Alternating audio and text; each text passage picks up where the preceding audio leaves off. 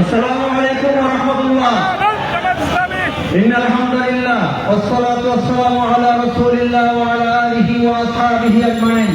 قال الله عز وجل إن الله يحب الذين يقاتلون في سبيله صفا كأنهم بنيان مرصوص।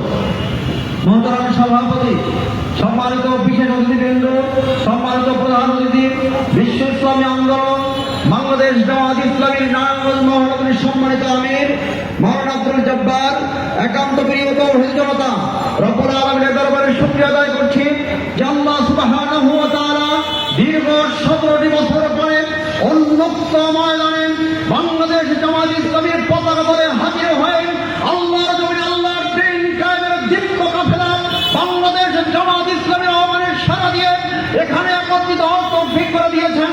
সেই মনিবের দরবারে অন্তরের অন্তঃস্থল থেকে শুকরিয়া আদায় করি, সকলে বলি আলহামদুলিল্লাহ। আলহামদুলিল্লাহ।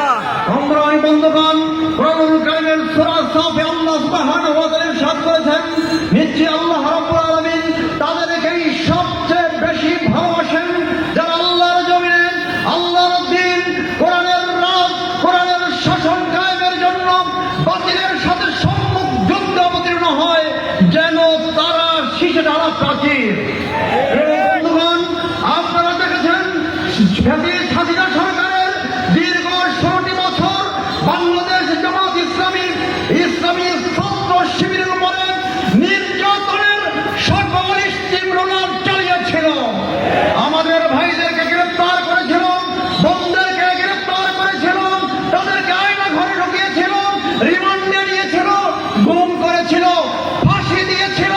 বরঞ্চ তৌহিদ জনতার জামাত ইসলামী বাতিলের কাছে এক সেকেন্ডের জন্য ময়দান ছেড়ে যায় নাই, ঠিক কিনা?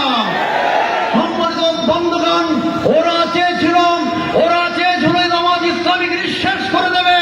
আল্লাহ রাব্বুল আলামিন ওদেরকেই নিঃশেষ করে দিয়েছে, ঠিক কিনা?